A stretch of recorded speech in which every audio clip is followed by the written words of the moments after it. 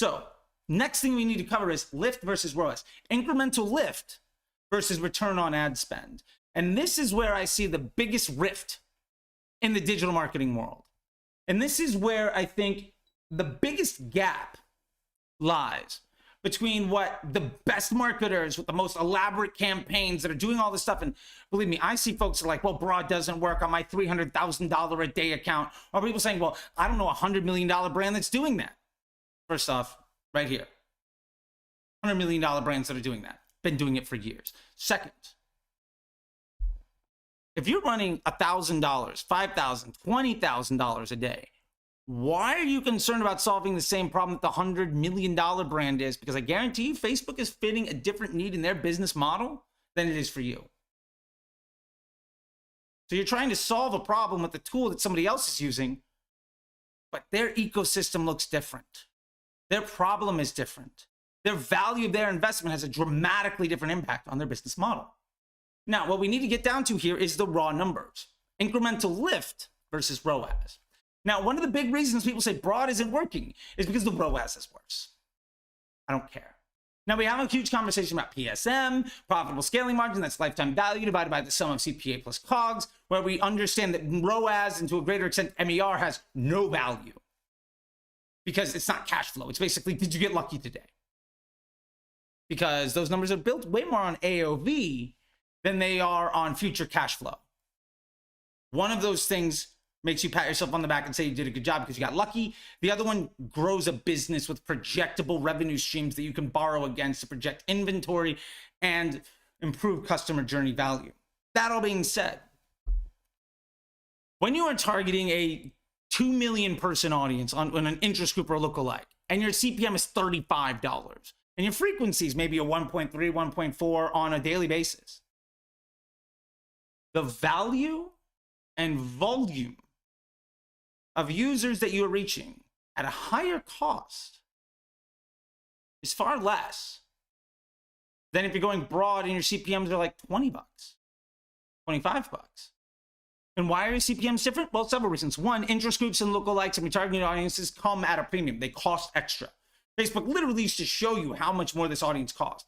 But more importantly, you're forcing ads onto people because you think that ad is the right ad for them to see, based on information that doesn't necessarily have a great match rate towards target customer and content. Like, it's an interest group of dogs and we're selling dog food. Well, 1/3 of those people might not have a dog, might not care, might not even be in that audience properly because Facebook is themselves has said interest groups are maybe 66% accurate at best.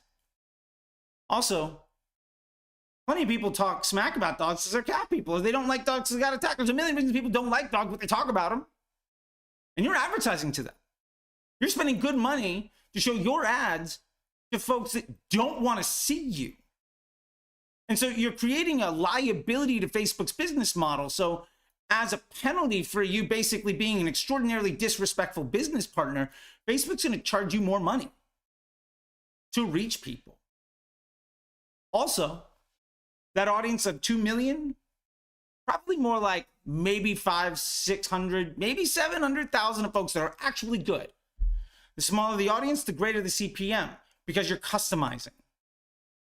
And what we really have to understand here is it good for you to today spend as much money as you can against an audience that are going to get you a good ROAS on Facebook that's really small and focused? What is that going to do? Ultimately, hopefully that means we get good revenue today.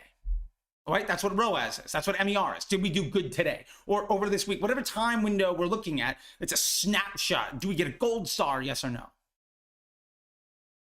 Maybe the answer is yes, maybe it's no. My question is, what does that mean for tomorrow?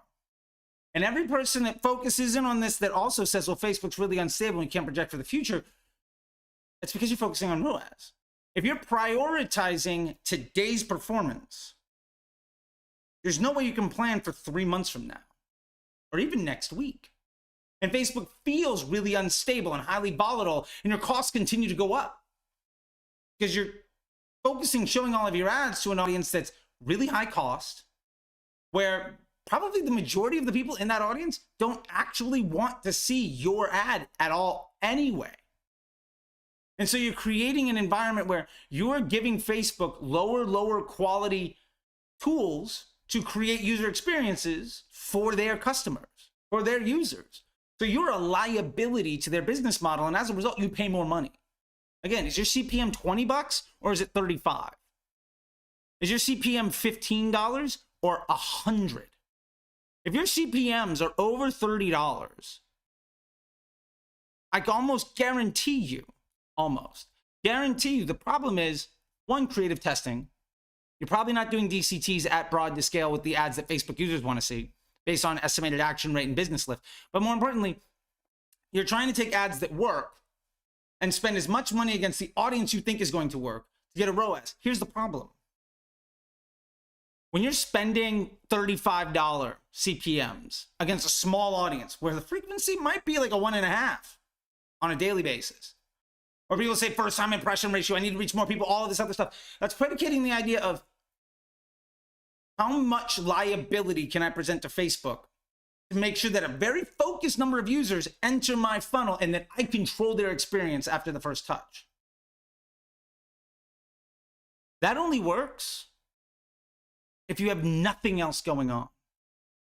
But as soon as you begin to introduce email and search, maybe Amazon listings, it becomes far more valuable for you to reach twice as many people, right? Maybe the CPM instead of 35 is a 25 and your frequency is a 1.1 instead of a 1.5 or a 2. You're reaching twice as many people on a daily basis. If you're reaching twice as many people, your conversion rate can be 50% worse and you'll make the same amount of money. Also, you're far more likely to reach new people. So the folks that you are reaching are not the same ones you're advertising to on search and the ones you're sending emails to. So you're more likely to get new customers where that sale isn't attributed to multiple channels. More importantly, the more you spend on broad, the higher your search volume is going to be because you're reaching more people. Your email open rate is going to go up. Or more importantly, the volume of emails are going to go up because you're probably going to get more emails and because people are seeing you more often. And because you're not jamming your advertising down their throat to where when they go onto social media, either they are buying from you or you are a burden to them. And if you're a burden to them on Facebook, why the hell are they going to open your email? The point is, it works in isolation if you value that isolated, myopic view of success, ROAS. But if instead you're focused on how do I make the business bigger? Because we're looking at channels that are not just Facebook as sources of revenue. And to be fair, email is way more efficient than Facebook is on making a sale. Search, way more efficient. Hell, even paid ads on Amazon, way more efficient. But you can't scale those just by them existing. You have to look at how does Facebook fit into my overall business model?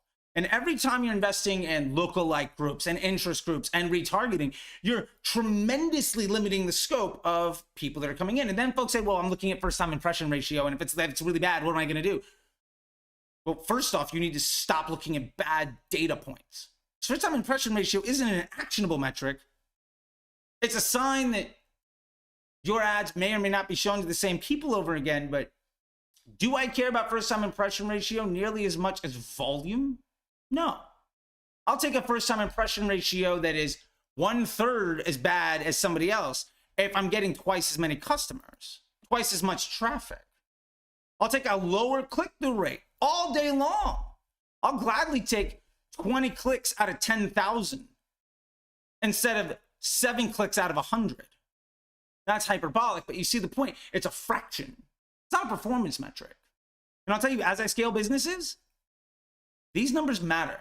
Incremental lift is what gets the job done. If you have any questions here, please go ahead and comment below. I know that I talked about that in a very big level, but I want to make sure that you understand incremental lift is what grows a business, not ROAS, because ROAS isn't cash flow. ROAS isn't what you use to grow the business. Future cash flow and projectable results is how you plan for the future instead of reacting to the past.